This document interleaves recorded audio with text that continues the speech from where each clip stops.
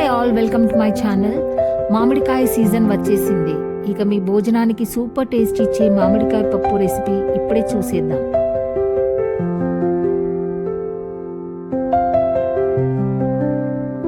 ముందుగా ప్రెషర్ కుక్కర్లో 1 కప్పు కందిపప్పు, 2 టేబుల్ స్పూన్స్ శనగపప్పు వేసి బాగా కడిగి అందులో కాస్త పసుపు, వాటర్ వేసి మెత్తగా ప్రెషర్ కుక్ చేసుకొని పక్కన పెట్టుకోవాలి.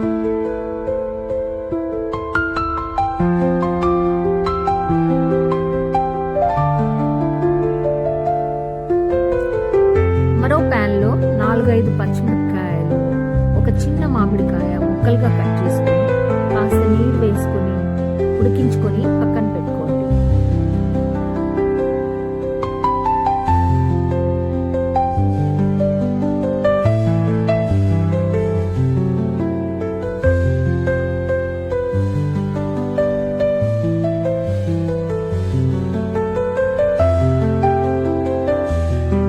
ఇప్పుడు మెత్తగా ఉడికిన కందిపప్పులో మామిడికాయ గుజ్జును వేసి బాగా కలపాలి.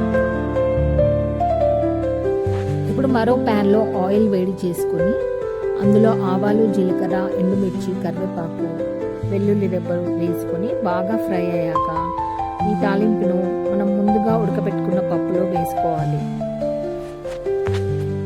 అందులో కాస్త వాటర్ వేసుకొని ఉప్పు, కారం వేసుకొని ఒక 10-15 నిమిషాలు అలా ఉడికించాలి. చివర్లో కొత్తిమీర వేసుకొని స్టవ్ ఆర్పేసుకోవాలి. అంతేనండి, మామిడికాయ పప్పు రెడీ అయిపోయినట్టే. ఈ పప్పుని వేడివేడి అన్నంలో నెయ్యి వేసుకొని పక్కన క్రిస్పీ పాపడ్తో సర్వ్ చేస్తే ఆ రుచి మరింత మల్టిప్లై అవుతుంది.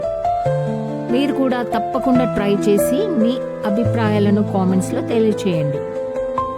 మళ్ళీ మరో మంచి రెసిపీతో కలుద్దాం. అంతవరకు బాయ్ బాయ్.